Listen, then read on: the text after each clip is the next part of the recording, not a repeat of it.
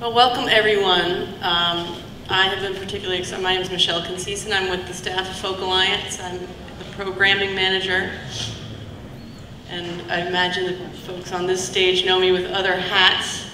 I jumped at the chance to introduce this panel because I'm very involved with Rounder as a manager who works with the Rounder artist Bill May and others that we work together on. So I just am going to introduce our moderator, the esteemed president of Rounder Records, John Strohm. I'm sure he will have introductions of each of the fine folks on the stage here, but certainly Folk Alliance is pleased to celebrate Rounder Records' 50-year anniversary, and I appreciate all of you for coming today and telling your story. Thank you, Michelle. I was just talking to Marian Leighton-Levy here, who's one of the Rounder founders, and complaining that nobody ever pronounces my name right, and you nailed it. Oh, God. I got really nervous at that last second. Yeah. Well, I wouldn't tell you if you didn't. I'm John Strohm. I'm the president of Rounder Records as of 2017, so I'm fairly recently, having recently joined the Rounder family. And I'm just about as old as the label, so the label was celebrating its 50th year in 2000. The first release on Rounder was in October of 1970. What was it? You want to tell us what the first release was? It was George Pegram, Rounder 0001, and at the same time was the Spark Gap Wonder Boys, 0002. I'm never sure if it's Pegram or Pegram, so... Pegram is the way he pronounced it, and the way most people, I think, in North Carolina, which is where he was from, pronounced it, yeah. So obviously I was not part of the company then, since I was a tiny infant. Our panel today, I'm very excited. We have Marian Leighton-Levy, who's one of the three Rounder founders, and we'll talk at length about the founding of the label in a moment. We have Marcia Ball, incredibly excited, one of the finest blues musicians, vocalists, songwriters, multiple award winner, you know, very steeped in Louisiana music, longtime Austin, Texas resident. We're going to talk a lot about her career, and thrilled to have her on this panel. And then my colleague Gary Paczosa, who's the Vice President of A&R for Rounder Records. He's also a very renowned producer and recording engineer with many decades in his studio / cave making amazing records. So I'm going to start by talking just a little bit about it. I'm looking at this audience, and I'm thinking that most people are at least generally familiar with Rounder Records and its history and the institution. How many artists in the room? The artists are still sleeping. They were still playing in hotel rooms at 3 in the morning. We have David Davis and the Warrior River Boys here. It's a current Rounder recording artist. And how many industry folks? Just music fans, and you just love music. That's wonderful. Radio. Is that not industry? Okay. Radio. Radio suckers never play me, as Chuck D says. It's not really true. We appreciate all the support we get from radio across the spectrum, non-com radio, genre-based radio, college radio, commercial radio. Thrilled to have you here. So I'll start with sort of a very, very broad look back. And Rounder today is a very different company than it was obviously in 1970, but it's also a very different company than what it was in 1980, 1990, 2000, 2010, you know, every step along the way, it's been evolving and changing, and there have been certain threads that have been really consistent throughout. And one of my challenges as the relatively new president is to find ways to square what Rounder has been in the past, you know, the things that people love and appreciate and admire about Rounder and how Rounder's changed the culture with the current business. And it's been incredibly exciting for me to get to work with the three Rounder founders who no longer own the company. They sold it to a company called Concord, which is in fact the 5th largest music company in the world at this point. It's a large and very diverse company with many different music assets, and a lot of the business model has been buying these iconic labels and making a real effort to continue to run the labels or other music companies as frontline labels in a manner that's consistent with what they've always been.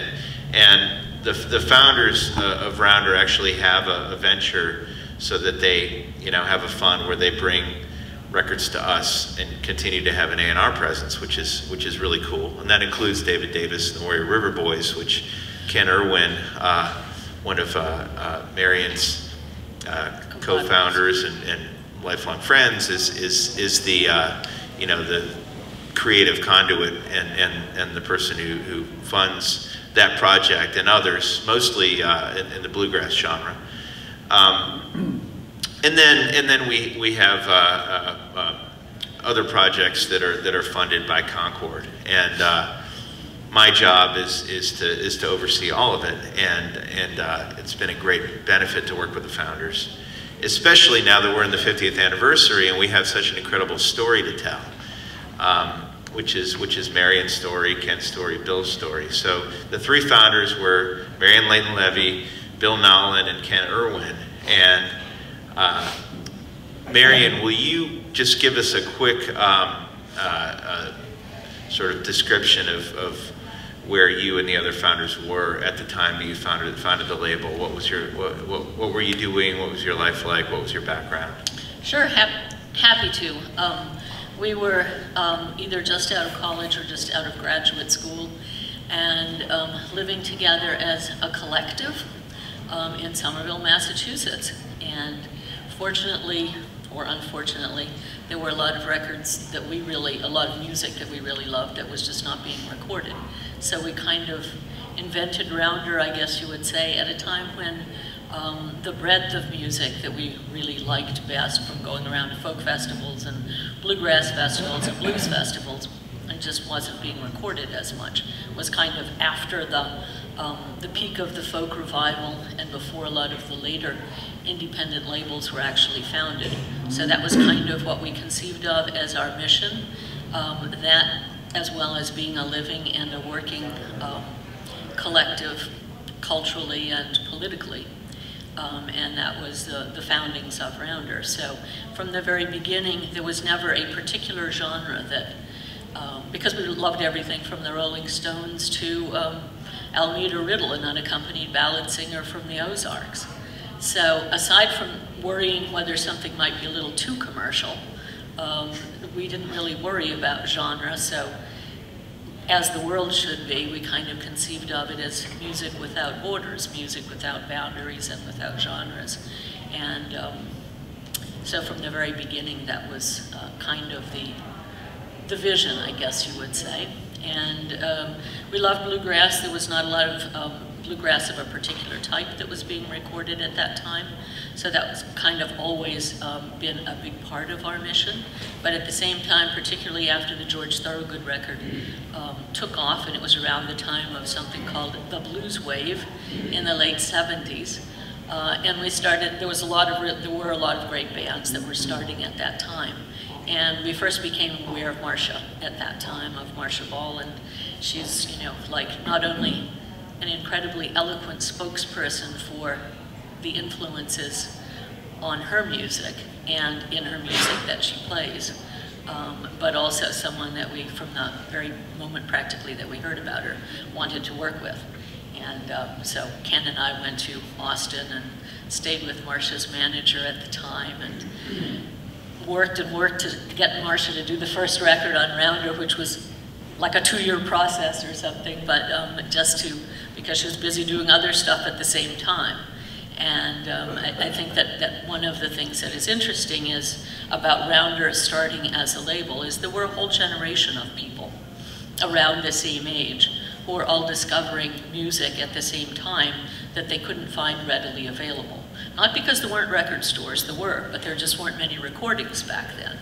And so musicians kind of started bands, as Marcia did. People like ourselves who were fans of a wide range of music then told other people about the bands and recorded the bands that we were really excited about. And we all kind of grew up together, as it were. And I think that that's one of the things that, of course, is now happening again with different kinds of music and in different kinds of ways through the internet. But back in those days, it's hard to believe, but everything was pretty much word of mouth. There were, of course, there was, of course, no internet and so forth. And it's also true that in most of the kinds of music, traditionally based musics, there weren't a lot of women playing music either in those areas, except in sort of local family bands. And Marcia, as a band leader from practically the beginning, was also someone who was leading the way in that regard, just as I, as one of the three founders of the company, was one of the few women sort of doing that kind of, playing that kind of role in the record business at the time. So it was a time of change, just as now is a time of change, but just a completely different kind of change back then. Let me back you up for just a second, Sure. Because we're going to have a nice conversation with Marcia and really get into a lot of that, her career and the evolution of the label into the blues powerhouse that it became in the 80s when Marcia was active on the label. But and the Music Without Borders, I love that. That's you know a great description of Rounder's history, which has been very, very diverse in terms of the breadth of styles, which is actually wonderful for me as you know, carrying this torch forward, because being consistent with the history of Rounder, you know, I can justify putting out just about any imaginable style of music, right? But that is definitely the way we think about it now. We're signing great artists, great voices, great songs, great records, and that's really sort of the only requirement. I mean, there's certain genres that wouldn't make sense for Rounder at this point because it would be confusing to people, or there wouldn't, you know, be value in the brand for the artist or for us necessarily. But you know, there is a very wide swath of music that we can choose from in order to carry the label forward. But let me ask you, in 1970 or in the early 70s when you were getting started, you said that you and the other founders weren't concerned with genre, but to what extent was the music business or the culture of music balkanized by genre at that time?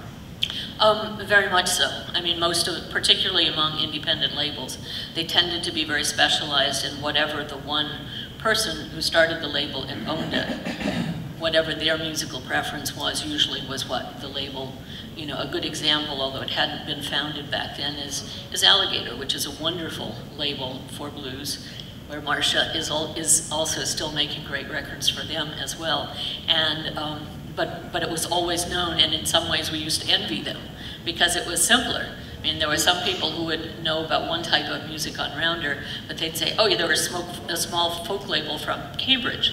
And at the same time, we'd be all putting out records by, say, Marcia or George Thorogood, and people would say, oh, they only put out blues records or something. But in other words, you sort of wound up being sort of segmented, even if you were not, I mean, that wasn't all that you were doing. So it made it harder in some ways to be recognized for what you were doing. Whereas if you're focused on one thing, all of the publicity and promotion and mailing lists and so forth could be just directed toward that area.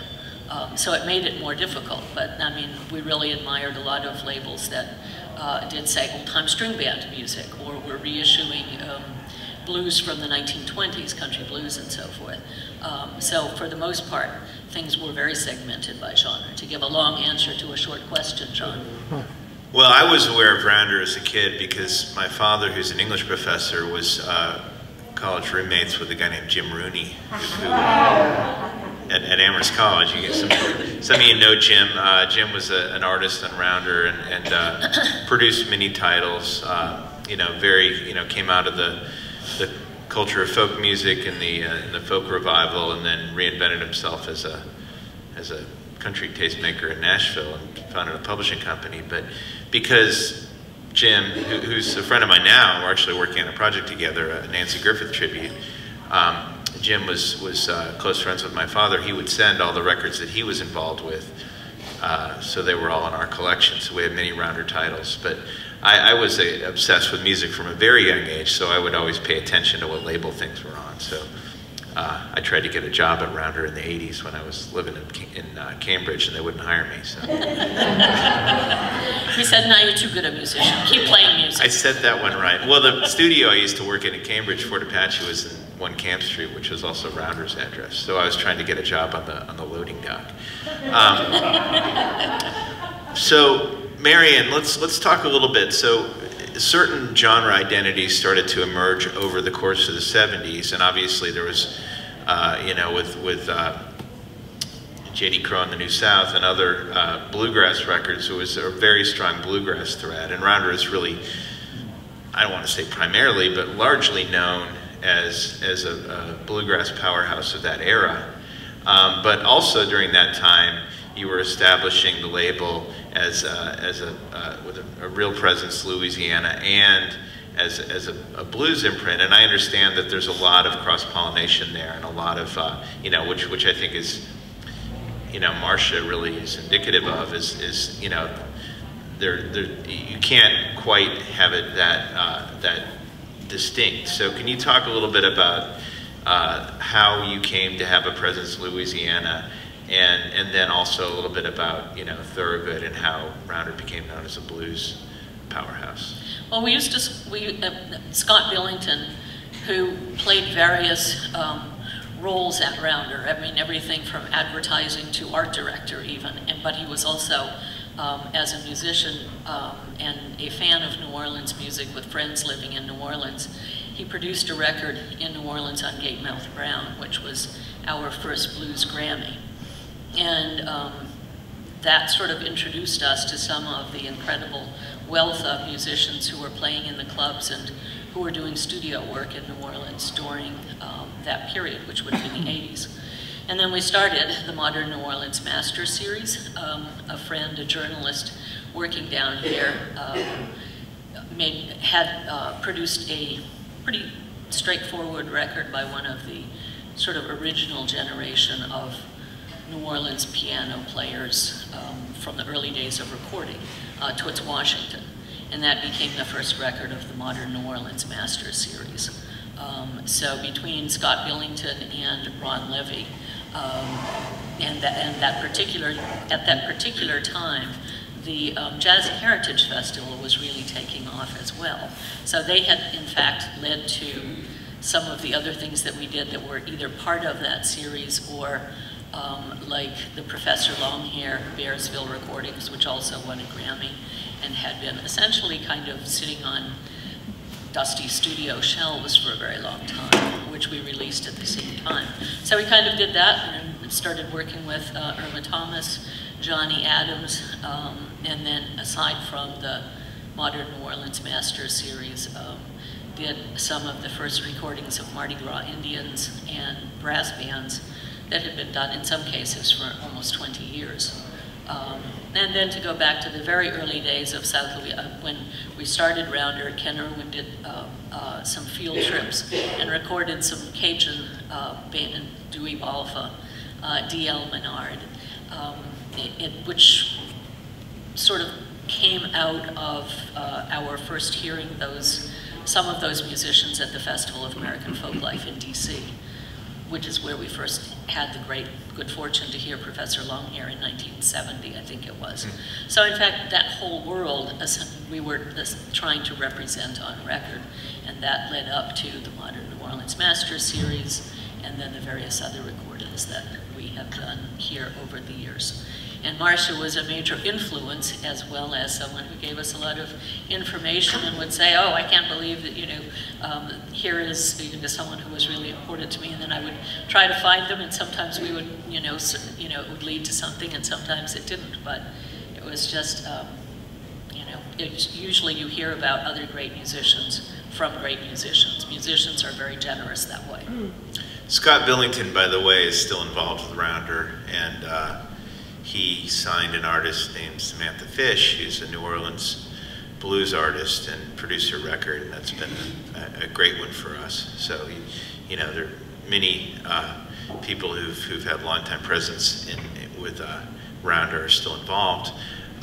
So talk a little bit about, I just think this is an interesting story, and I want to get to talking to Marcia very soon, but the one thing that I really wanted you to share was to set it up. So George Thorogood was a Delaware-based kind of you know, road dog, blues rock, is that fair?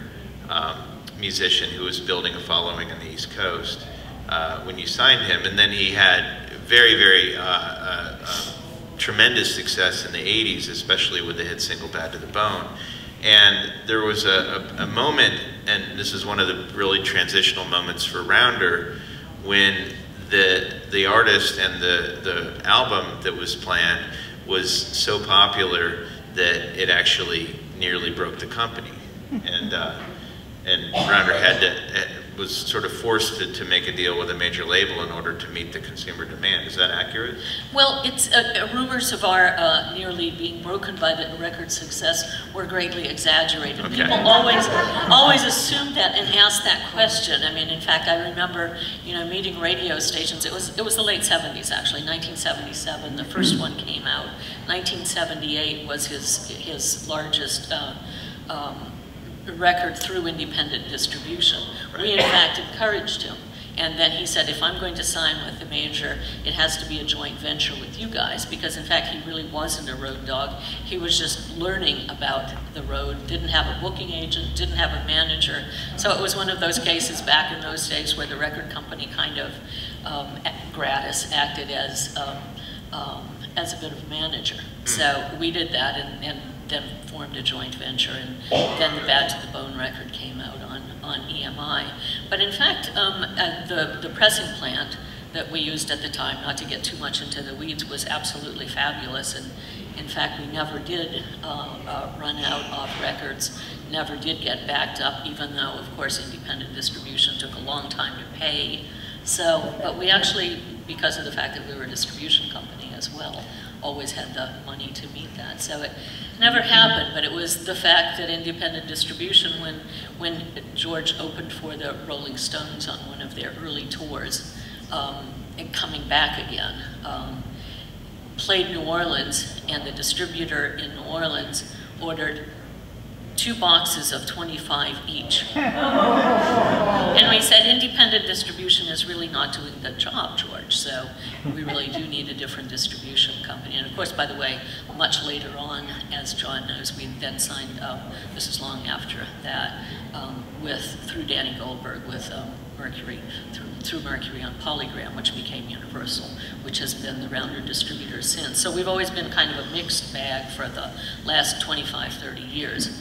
But at that time, that was actually what led to that. So in other words, we kind of did it in partnership, and for his first 2 records. That's good to clear that up. Yeah. Well, that is, it's complicated. Well, no discussion of Rounder's history would be complete without mentioning Alison Krauss, who was the biggest commercial breakout artist from the Rounder roster in history, and you know, continues to be a identifying artist we still have a relationship with. But as we do with George. As we do with George, and George is very, very pro Rounder, and he's really looking forward to releasing more music on Rounder, which we are too. And it's great to have those threads with a deep history. But like Alison, George is one of these artists who was in a genre who really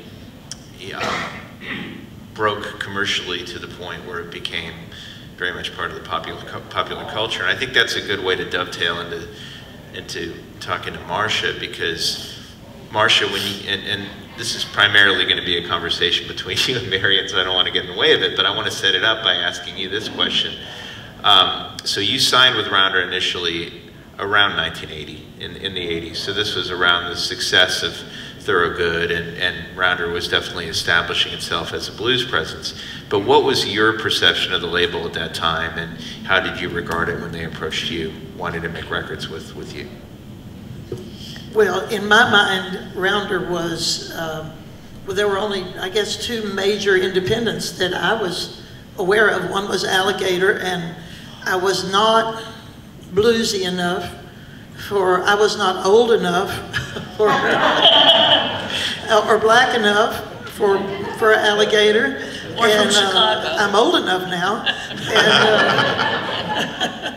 And Rounder was definitely my first choice because of the wide range of music that they produced and presented, and it was growing, and they'd had the success with George, but it wasn't that so much as who they were and how they treated their artists, and the arrangement that we made, which was I got to make my records, and if they liked them, they would put them out, and so I picked my own producers. They gave me so much leeway, so much freedom, even from the very beginning, from the Soulful Dress record on. So, and I want to mention that Marian came to town, and she said she stayed with my manager, and my manager was a woman named Carlin Major, who had founded and owned a great nightclub in Austin called Soap Creek Saloon.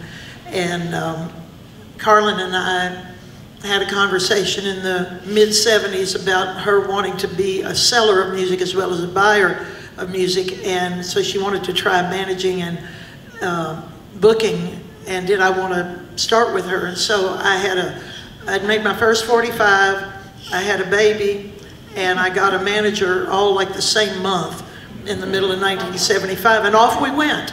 So it was Carlin who negotiated that deal with Marian and got me that, my start. Really. Yeah. Ken and I came to town and stayed with Carlin and talked about Marcia, and Marcia was so busy. I mean, it was because we really wanted to sign Marcia. We'd heard such great things about her.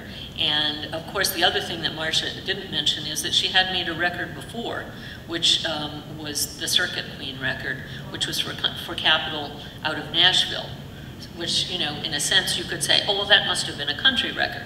But it just shows how uncategorizable Marcia actually was. And that was something that we considered a positive. But, you know, it was often more difficult when people couldn't be categorized as, oh, this is folk, this is bluegrass, this is country, this is, you know, blues or whatever. So, and we were interested in the, I remember after we had started working with Marcia, speaking on the phone with Jerry Wexler and his saying, oh, Marcia Ball, she is the most talented artist I've ever heard, that I've ever worked with, and saying, wow, praise from Caesar. But, you know, that's the high regard that we held for Marcia even before that as well. And looking back on those times, I wasn't even, I mean, because I was not even aware of the fact that Marcia's son was born that very year. So then years later, when one time we were in fact in New Orleans, and she was telling me about the early time on the road. Remind me of that, Marcia, if you can remember anything about it. It was a great story. Well, Carlin was actually a good inspiration for that, and honestly, the very first inspiration for all of that was Irma Thomas, because I saw Irma here in New Orleans when I was 13 on a package show at the Municipal Auditorium, and I don't remember anybody else who was on the show, and you know it must have been everybody. I'm sure it was Lee Dorsey and Ernie Cato and everybody, but Irma blew my mind for a lot of reasons. Her songs, her voice, the fact that I'd never seen a woman take the stage, be the leader on the stage of a band like that, and she was pregnant out to here. So when I was pregnant out to here, I just kept playing too. And fortunately, I'd be sitting behind the piano and nobody would really notice until like the last song when I would stand up to finish the night and rock out, and everybody would go. And Carlin was the same way. Carlin opened her club. She came back from having her first child in Mexico and found out she owned a nightclub, that her husband had signed a deal on a nightclub. So she's driving a big old vintage Cadillac with big fins, nursing her child and going to run her nightclub. And all of that was very inspirational for, you know, there's a big conversation now about women in music and mothers in music. And let me tell you, it takes a big family or a village to do that. And some of us had it, and I had it. So that's how it was done. And a lot of improvisation, too, along the way. Yeah. I remember you mentioning once being on the road and getting something to eat and your son was still in the high chair and throwing food all over the place, Marcia would say, we'll take a table to the back, and you would just sort of cope with it. And I remember doing the same, having discussions when my son was first born here in New Orleans, like with the Rebirth Brass Band, and getting something to eat, discussing some of the details of the record, and my son would be asleep, you know, in a snuggly on my chest with, you know, if I were eating lunch, the food would sort of drop on his head, but he'd still be asleep kind of thing. So you sort of did what you had to do, and those are stories that you don't often find in music, but it was really just a lot of that starting to happen back then in terms of people having their own voice and considering this is a valid part of my experience, so I'm going to talk about it. And in the meantime, when we were planning this panel and Michelle had first asked us about it, and I was thinking about who would be a good artist, and I said, well, Marcia not only comes from a lot of those roots and has her own, you know, incredible recording career with us for a long time too. But she also, if you don't mind, Marcia would be the spokesperson for a lot of the influences in New Orleans and in South Louisiana that from when you were coming up. So hence she became the voice today for, along with the rest of us of New Orleans and South Louisiana. Rounder did a wonderful job of coming down here and finding the talent. You know, first you said Ken came down and recorded the Cajun bands, and I grew up down in Southwest Louisiana around all of that, and soul music growing up, and had a grandmother here in New Orleans who I spent a lot of time with, so I just was deeply immersed in it. And coming up, you know, the biggest artists in the industry, in my mind, were Ray Charles, Jerry Lee, Little Richard, and they were all piano players, and Louisianans for the most part. I didn't know Professor Longhead. I said Jerry. Anyway, you know, the piano players were the driving force of rock and roll, and so I had all that influence, and it all kind of came back to New Orleans, and there was a lot of all the influence. Alan Toussaint as a songwriter who was unsung, but so Rounder came down here, and not only that, but the Cajun music, the Zydeco, your 25th anniversary tour that we did was the one with Steve Riley and Beau Jacques, and for a little while Gino Delafose, and they put us on buses. My first bus tour, and took us around the country to play, and it was great.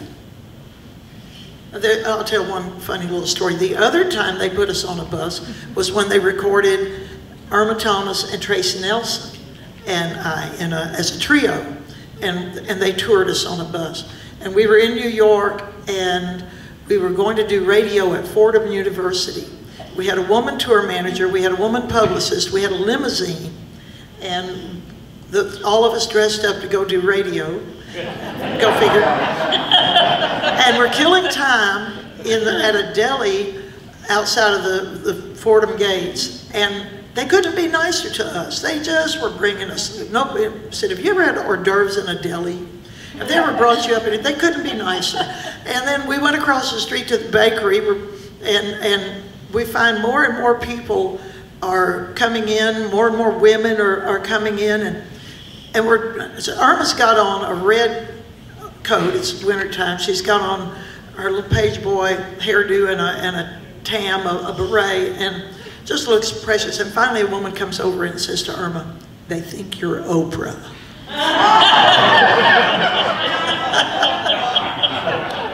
And we said, "Go with it, go with it." And she probably could have pulled it off too, but that was at the time of the Sing It record, which was a really wonderful milestone for all of the folks, for Tracy Nelson and Irma and that was our first Grammy nomination as well. Mine and Irma's and Tracy's as well. I guess we all. Yeah. So how did you name Rounder? Because of the fact that we like low-down rounders, that rounders, you know, in folklore going back to the time of the Wobblies, the IWW, the Industrial Workers of the World, were hobos and tramps, and just regular, everyday people, often down on their luck, who kind of had to make things up as they went along. And we kind of, that was sort of the way things happened for us. I like how you're switching up the interview here. I know. Well, I always wondered about that. I'm not getting in the way, but I know you have a lot more to talk about. And also the Holy Modal Rounders. Oh, really? Right, yeah.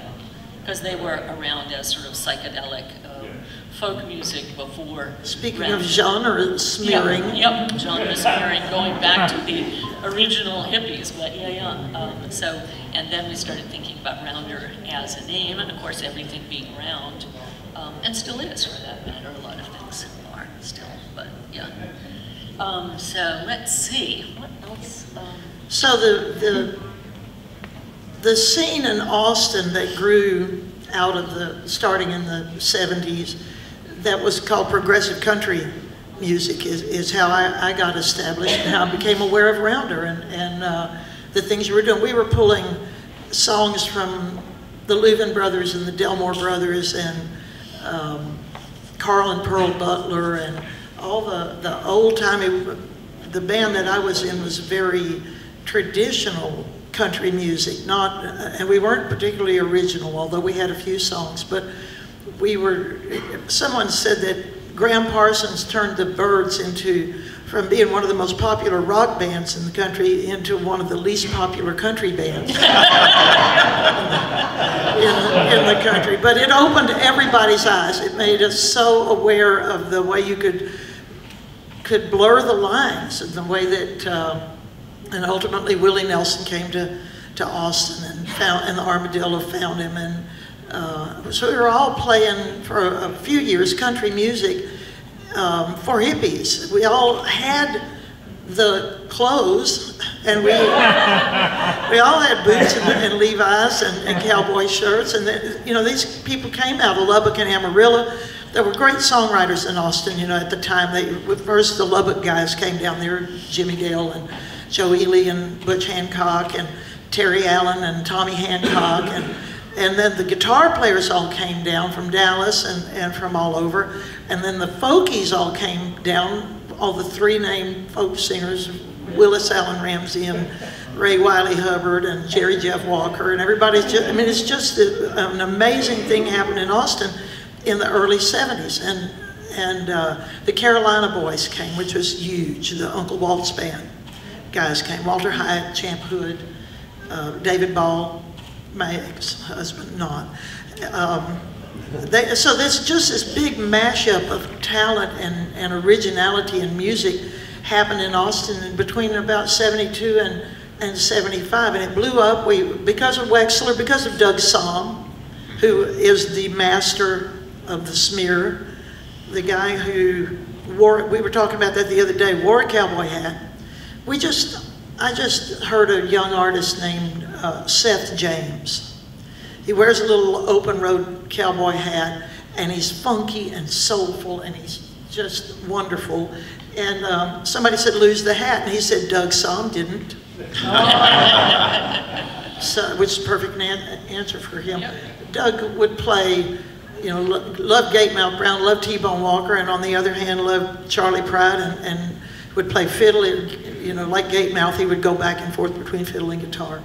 So we just had these wonderful influences, and under all of that, so he brought Wexler to Austin. Wexler signed a few people, tried to sign me, and I didn't. What was behind that? What was the decision-making process? Why didn't I? I read the contract. And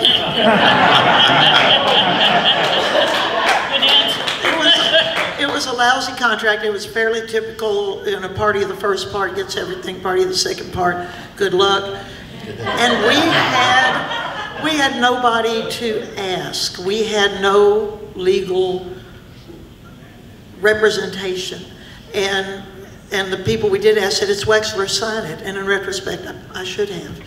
But I just didn't. And you'll see it time and time again with young artists. You think, oh, there'll be another deal. Or, we're so hot. which it was some combination of thinking we were so hot and not thinking we were anything at all, and how could we live up to that? So, and I also think it's hard for us to conceive now in 2020 how few resources there were back then either. So it's not like there were tons of books. There was no internet. There was no one you could call, really. There were very few entertainment lawyers that addressed this area of music. So you kind of just had to make it up as you were going along. And so it's really hard to envision just how different it was historically back then. The lawyer that we finally talked to was in Memphis, and he's the one that said it's Wexler's signing. But here's the other thing, and this happens still to this day. I had the sense that if I signed, the band would break up. That what would happen is what happens, which is they take the singer and they dump the band. And I didn't want that to happen. I wasn't ready for that to happen. So, because I was leaning on the band, they were important to me and had actually taken me up and brought me into that place. And I didn't want it to happen. That's fascinating. Well, I'm sorry to interrupt, but my job before I was president of Rounder was I was an entertainment lawyer. And my job before that, as I was a professional musician. And I can tell you that when I was getting started in the 80s, that was still the case. It's still the case. It was still very hard to find those resources. And by the time I started practicing law in 2005, I guess it was, then there were resources. And in fact, the thing that made me want to be an entertainment lawyer in the first place was having problems with the contract I signed and reading the Donald Passman book, All You Need to Know About the Music Business, and understanding that I could take matters into my own hand and fix things. You know, but that was my career for a long time, was representing artists and walking them through similar situations. And it is very scary for artists to sign contracts when they don't have good representation, when they don't know what they're signing. And for any artists in the room, if you are ever asked to sign anything that purports to transfer any of your rights in songs or performances, you should absolutely get not just a lawyer, but a competent music lawyer. I had a lawyer friend who came to me at one point and said he had been a city council person in Austin, but he said, I want to be involved in this music thing, so do you know anybody who might need some legal help? And I said, yeah. I said, I know a guy who has signed everything anybody ever put in front of him, and he's a mess. His career's kind of taken off, but he's in a mess. I said, his name's Stevie Vaughan. So this guy got with him and not only kind of cleaned out that nest of problems, but ended up touring with him. Now this guy's big, square, much older than us, and here he is on the road in Europe with Stevie, on touring with Stevie and helping him out. So. And before we go too far from what Marcia was talking about before in terms of getting rid of the band and keeping the singer, I think it's also important, I mean, that's a really important point, because during that period, particularly in Nashville, but it was true in general, that the woman singer was generally a producer's creation. So she might have some say in terms of what she was going to record in terms of material, but usually the producer would then choose the studio musicians, and the band would be sort of, so to be a real band leader and committed to that is something that was really important and was changing at that time. But almost all of the women who were, certainly in country music, whether it's Tammy Wynette or Connie Smith or whomever, they were as much about the producers as it was about the women and a studio band. And even though that wasn't as much the case in the blues, it often was. You could get a pickup band and someone to back up the singer who had the hits. I mean, Aretha's career was a good example of that, and people that Wexler worked with, of course. And that's what Rounder did. That's what was, so it is so attractive, but it was so attractive to me was that they took the band, they recorded the band, they recorded the band doing what they do. And for my first record, the Soulful Dress record, we chose Denny Bruce as our producer because he had produced the Thunderbirds, the fabulous Thunderbirds, and had recorded them as they were. They made as much of a live sounding record as they ever had. And my previous record that I made on Capitol was what Marian just said. I came in as the singer. It was a great party. It was an entirely Nashville Cat studio band, and a lot of people I knew, Guy Clark and Rodney Crowell and people like that, but I was just the voice. I only got to pick a couple of the songs, or, you know, actually I picked them, but they were really not what I did. I squeezed one bluesy song on there, which was a Russell Smith song from the Amazing Rhythm Aces called Never Been Heard. But everything else was pretty much put at me.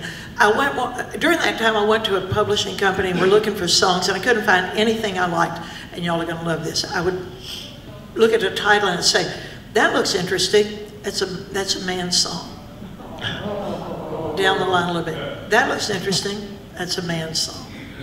You know, like they couldn't even conceive of the idea that you could turn the idea around at all. And I finally found a song that I really liked, and it turned out to be by Walter Hyatt and Champ Hood, and I thought, well, hell, I could have done that in Austin.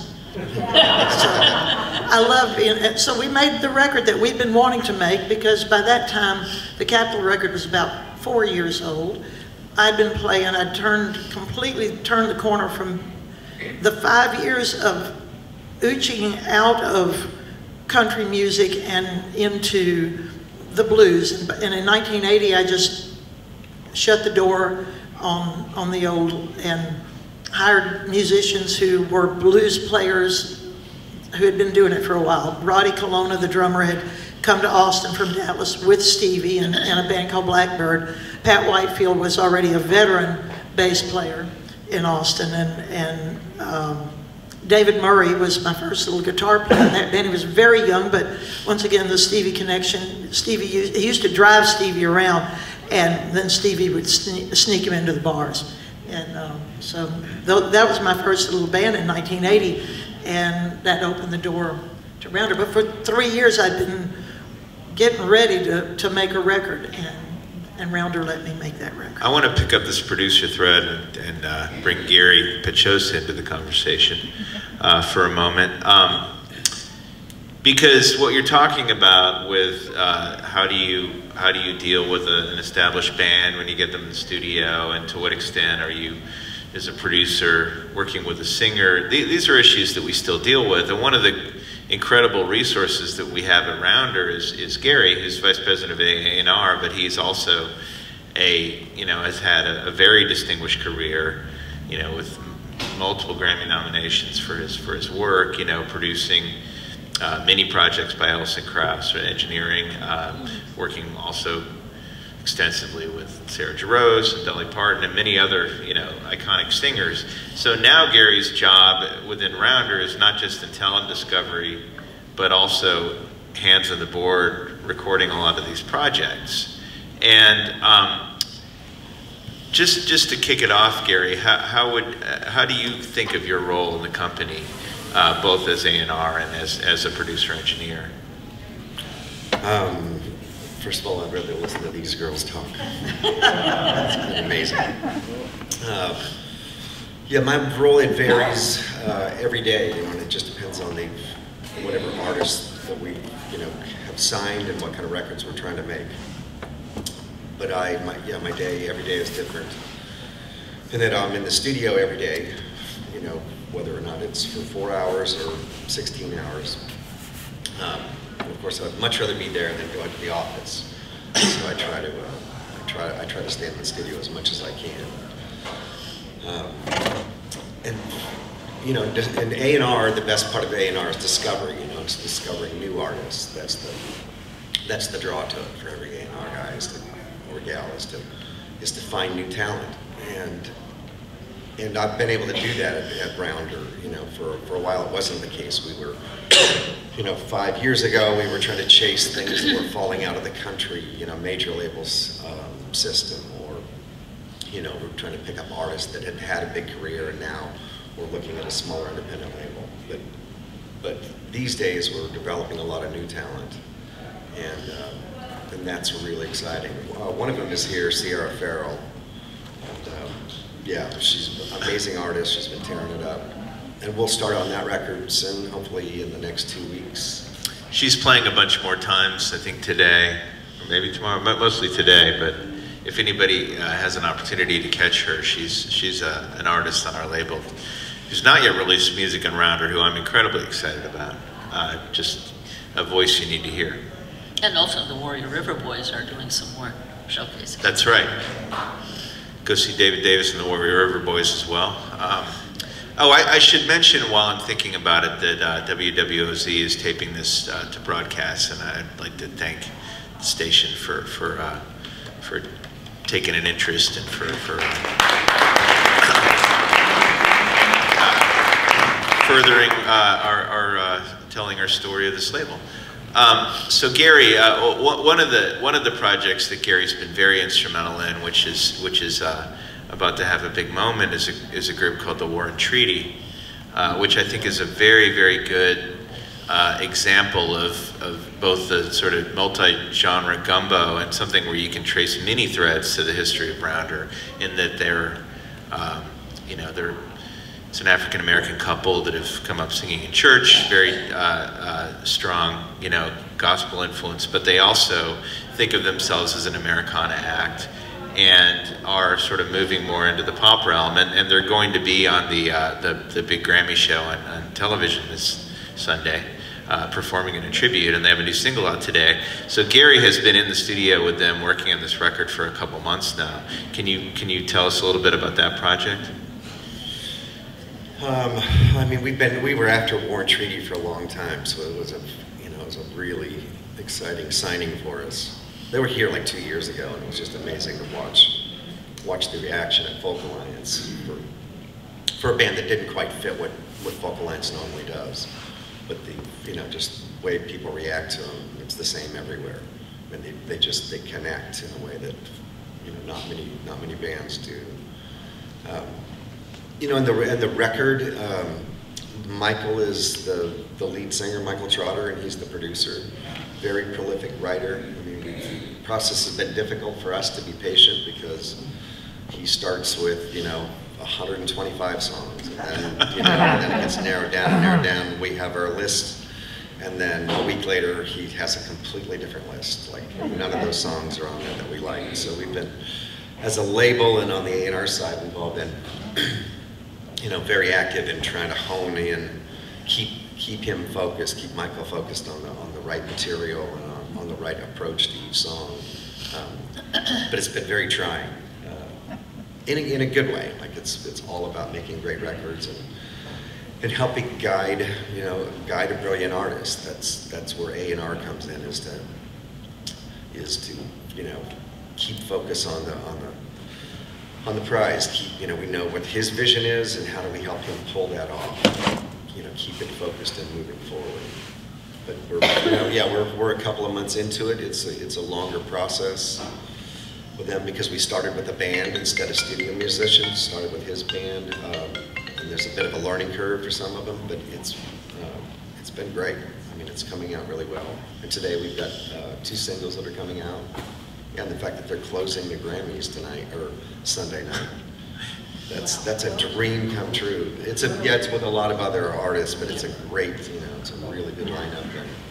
Well, I'm really excited for people to hear this new music, because it has been a process to find how to make this record, because Michael both he and Tanya have a fascinating backstory, but he's a combat veteran who was in Iraq for several years during the conflict in the 2000s, and is very vocal about the lingering trauma that he has from his combat experience, and the music making has been a way forward and a way to kind of heal from it. But also, he likes to always be working very quickly, and he doesn't like to go back and sort of craft things. And that's really what Gary is great at, is crafting great recordings. So we've sort of had to bring him onto our page in terms of what we're crafting or recording. And what's come out, I think, is a very sort of authentic accomplishment of what Michael's trying to achieve musically as a producer, which we're very excited about, but it's very different from the record they made very quickly with Buddy Miller, which is really an Americana record. So I'm very interested to see how people react to it, because we think it's fantastic. Another artist that Gary has a deep history with, who's signed to Rounder now, is Sarah Jarosz, who's also part of I'm With Her, which is nominated for a couple Grammys as well. So Gary, you were the producer of pretty much Sarah's entire recorded career up until this project. And now she's making a record with John Leventhal, and you have a very active role in A&R. So can you talk a little bit about your relationship with Sarah creatively and how that's informed what we're doing now with this record she's making to release this spring? Yeah, I signed Sierra when she was 15, and I mean, it was just one of those voices, you know. I mean, Sierra Farrell is the first voice I've heard like that, you know, in the 10, 12 years I've been doing A&R, where I was like, this is it, you know, there's magic here, there's a long career of a lot of different kinds of records. And Sarah was definitely that. And I knew that she would be like a Chris Thiele or someone who's going to have, you know, a 40, 50-year career and do many different things. So I produced with Sarah like her first 4 records.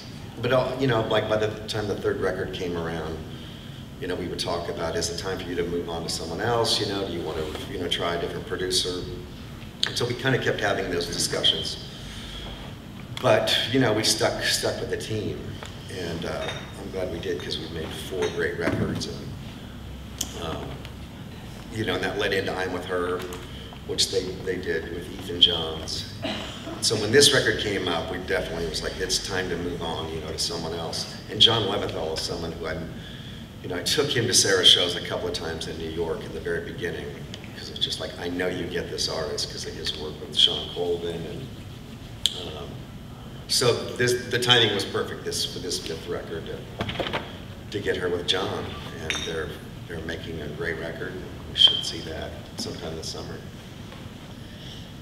That's great. Well, what I want to say in summary, and also, I don't think there's time to really talk about this in detail, but another record that we've made and are releasing next month that Gary said creatively had a huge hand in as the engineer and co-producer is an artist named Katie Pruitt, who I think is a really important young voice, and you know, sort of, she's more of a rock and roller, but definitely steeped in folk and Americana tradition, and has also a very interesting story. But what I want to say in you know, conclusion to the conversation about present day Rounder is that because Rounder is now an asset of a larger company, and because they have, you know, obviously commercial goals, you know, they have investors, and they want to, you know, find a way to you know, build a very strong presence in you know, essentially mainstream music. You know, that's a lot of our challenge, is finding these artists like the Warren Treaty, you know, certainly like Sarah Jarosz and Katie, and you know, hopefully Sierra Farrell, depending on how that develops, who have the ambition and the opportunity to really crack into the mainstream, but really have threads that connect it to Rounder's history. And, you know, and then to be, you know, very strong in these genres, like these boys from Alabama, David Davis and the Warrior River Boys, you know, to have the kind of credibility in the genres, bluegrass, traditional blues, Louisiana music, that Rounder's always been strong in. You know, even if the ambition isn't to get to the, you know, to the top 40 or whatever that means now, you know, today's top hits playlist on Spotify or whatever. So, you know, that's really the challenge, and you know, I have been incredibly supported by the people that I work under at Concord, because the overarching thread and theme of that entire company is about quality music, respect for artists, you know, preserving these iconic catalogs, and you know, making sure the music connects with new audiences. So, you know, for me, you know, for my challenges and the job that I'm coming into, you know, between having the founders still very involved and being able to, you know, really understand the philosophies and purposes behind the label in the you know, first, you know, 40+ years, and having the support of this large, well-funded company that really you know, wants to accomplish the same goals that I want to accomplish. It's really been incredible, and I think the roster we're building is fantastic. What I'd like to do now that we have about 10 more minutes is, I'm sure there are things you'd like to ask Marcia, or you know, we can talk about the label, but just to open the floor for questions and talk about whatever y'all want to talk about. Yes? Just a quick question. What's the special promotion or whatever for the 50? What are you doing? Oh, good question. Thank you. Yep. A lot of stuff. We're sort of... Excuse me? Okay. The question is, what is an overview of all the things we're doing to celebrate the 50th anniversary? Or to acknowledge the 50th anniversary. We're doing a series of podcasts we're going to start rolling out later in the year that's really going to tell the deep history. We're going to focus on certain key projects. We're doing an episode on 0044, the J.D. Crowe and the New South album. We're doing an episode on Raising Sand. You know, it's going to be a sort of deep dive into the history of the label, interviewing many of the first-hand participants. That's going to be really fun and I think really enjoyable. And there's going to be a book published through University of North Carolina Press later in the year, which is, you know, a lot of photographs, you know, essentially a coffee table book that's going to have also a deep, you know, sort of more academic view of the history. We're going to do a couple of events later in the year that are being planned that will be announced. And then our reissue partner at Concord Craft Records is reissuing many titles over the course of the year from the iconic Rounder collection. So we have a press release going out next year that's going to, or next week, that's going to detail all of this. And you know, I'm really excited about it. It's you know, what I wanted to accomplish in my first 2 years at Rounder, which I feel like we're really where we want to be, is to, you know, to be able to celebrate this history and, you know, have it be a moment where we can be really excited about the future of the label, you know, about the projects we're developing now. And, you know, I think that's where we are. So hopefully that's the conversation we're having. And I'm really looking forward to all of it. Yes, sir. Yeah, my name is Steve Paul. I'm a writer and listener in Kansas City. Maybe this is the cliche question, but I wonder if you would talk about, you were just beginning to get there, but I wonder if you would talk about the incredible transformation of the record business and what that means for change and challenges and obstacles. Absolutely. So the question is about the transformation we're in the record business. Yeah, I mean, I think right now, you know, and my background is as a lawyer and law professor, so I've really paid attention to the, you know, the changes in music distribution and rights and everything else. And I think we are in the biggest sea change of the music business that we've ever been through since the dawn of recorded music, with the transition from the product-based business the recording industry has been for many decades to the service-based business that it is now with digital streaming and access. And I know that it's been a very difficult and awkward transition for many DIY independent artists to see their you know, the business model they built their livelihood around, you know, disrupted so completely. But I think that the access model is a great opportunity for roots music, and you know, we're seeing growth in the recording industry for the first time in you know, a decade, in the last few years. I think that's very exciting. I think there are many challenges, and I think one of the biggest challenges that we face in the transition to the streaming world is to make sure that niche genres have the sort of real estate and the sort of visibility that mainstream music does, and that we don't end up in a situation where there are not paths for music coming out of roots genres to reach the mainstream. And that's really a central purpose of what we do, because a large portion of the industry now is looking at data from DSPs, streaming data, as the main indicator of success in the music industry. And I think anybody that follows roots music and is, you know, a fan of some of the bigger artists knows very well that it doesn't tell the entire story. You know, there's a story about, you know, fan engagement and ticket sales and many other things that tell a different story. So we want to see growth in the streaming space of roots music generally, and we want to find and encourage and build those paths from, you know, genres into mainstream success. So that's a big purpose of what we're doing. But I'm really excited about where we are because I see so many opportunities, and I think you know, it's something that we're not only embracing, but one of the many reasons that I'm here is because I think the resources that Concord has, you know, really give artists a leg up in terms of how to build presence in that world, and that's a huge opportunity in my view. Yes, sir.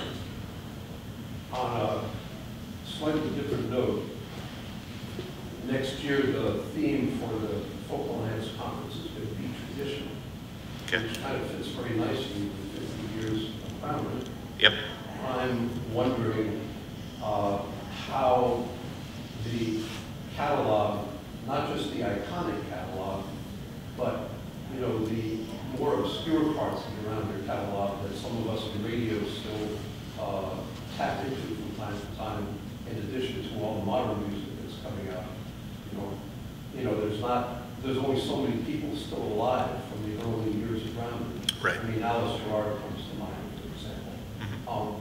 How can we use the opportunity of 50 years of Rounder and the theme for next year's Folk Alliance Conference to disseminate as deeply as possible the archival material that Rounder was brilliant enough to create 40, 50 years ago? Well, one of the initiatives that I see every day, because it's happening in our office in Nashville, is about making sure that the entire archive, the entire catalog of the label is available digitally.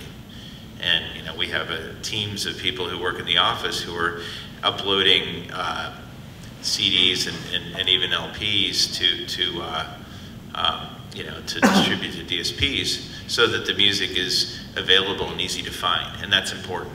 I think what you're also part of the answer to your question is it's a very big question, and we should work on the details with Folk Alliance. But I think what John is saying simply, I mean, that is true, and that's one of the reasons that we chose Concord, and is that they actually do deal with deep catalog, and so making those recordings that you're talking about, from the early days, from the 70s and so forth, available digitally is part of what will make that happen. But it's a big topic, so yeah, look forward to it. Yeah, we would love to be involved in anything you're planning for next year. Obviously, we'll be past the 50th anniversary. But when Concord acquired Rounder, I think it was primarily a catalog purchase, and I mean, the frontline Rounder is well, I mean, maybe not primarily. I mean, they bought a label that was still active, but you know, it's an incredibly A, valuable catalog, but B, culturally diverse, you know, historically important catalog that should be available, even if these are obscure titles. Rounder's model is very different now than it was for many years, because there were years when Rounder would put out well over 100 records a year, right? Yeah, definitely. Marcia, what were you going to say? Well, not to end things on a down note, but I would like to say that one of the biggest shifts in modern music is that revenues are going more and more to commercial interests and than to the artist. I don't know what is going to sustain the writer and the artist. And streaming, free streaming is decimating the income of the creative people in the business, and I don't know how we're going to sustain. I'm on one end of my career. If I were on the other end, I'd be screaming bloody murder. It's like the 50s. We're not getting paid for our work. And it's CDs, a lot of people are out there selling CDs off the stage, and there's less and less access to a CD player. I don't know, you know, you can't even do that anymore, and that was sustaining the traveling musician, the working musician, and we need advocates in that arena to go out and say, you wrote the song, you spend money to produce the song, and now it's on the air free. When my YouTube video comes up and there's a commercial at the beginning of it, why am I not getting that money?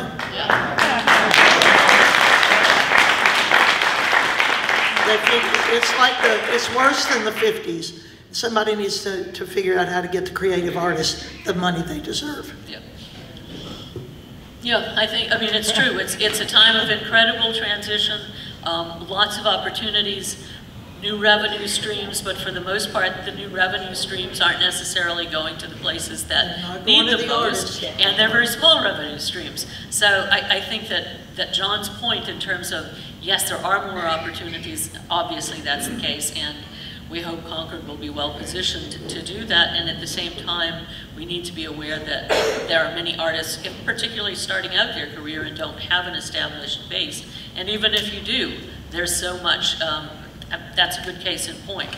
It's so annoying to watch those YouTube things and see that goddamn ad at the beginning. Well, and yet no one's getting paid for that, except, it's not the label's fault. The labels are putting out the money to make the records, and they're producing them, but where we're selling them and how we're able to sell them is shrinking. Even them, you know, I put out a record, it used to be the label sold the first 25,000 and in the first year, and we would keep selling along the road and everything, and now there's no place to sell them, there's nothing almost nothing to do with the CD, and we don't have any control over the other. But it's not the labels. The labels are still gambling. They're still putting the money out to make records. Thank you.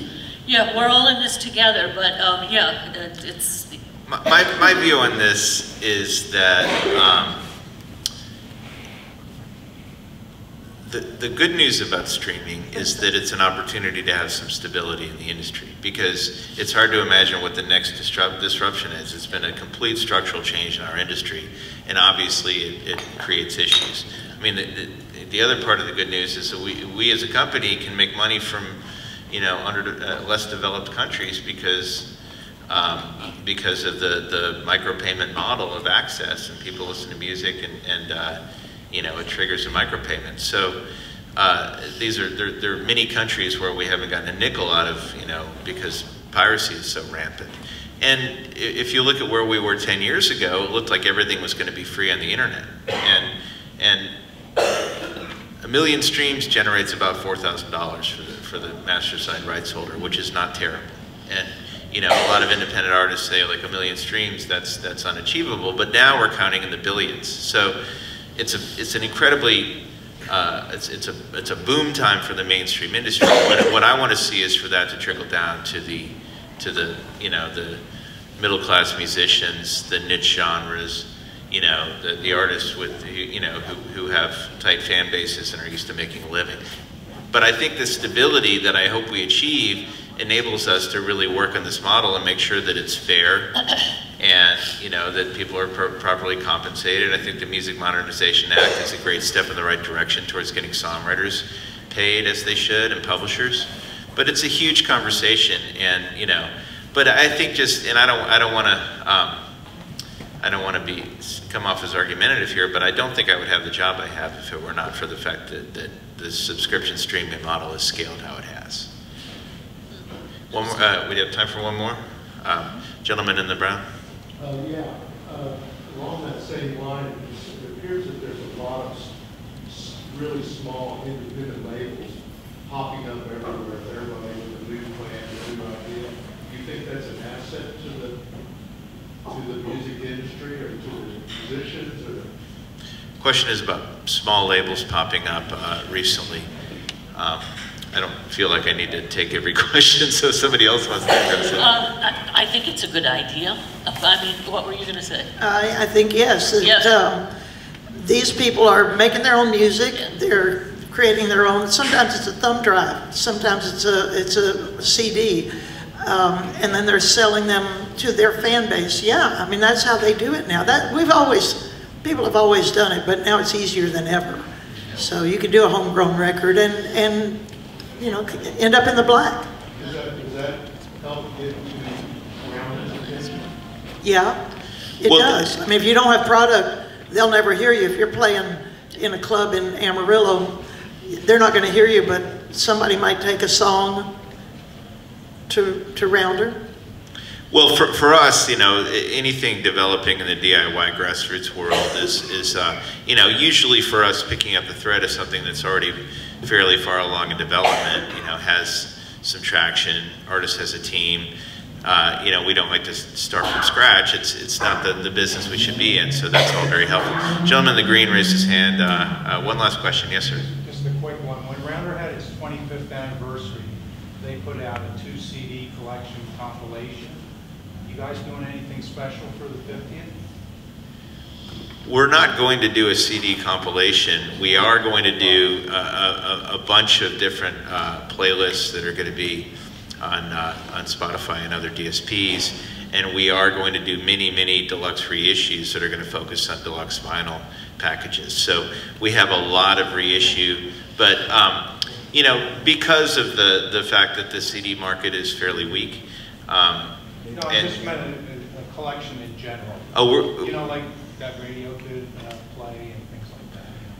You know, yes, absolutely. We're going to have a lot of new releases that are going to come out. But I think there was a wonderful box set that came out on the 40th anniversary, right? And the 45th, I think. And the 45th. So I think we're going to focus instead on celebrating certain specific projects that we feel were really formative in building the label.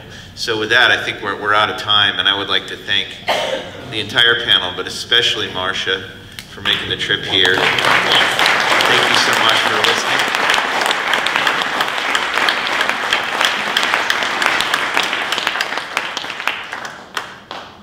And WWOZ.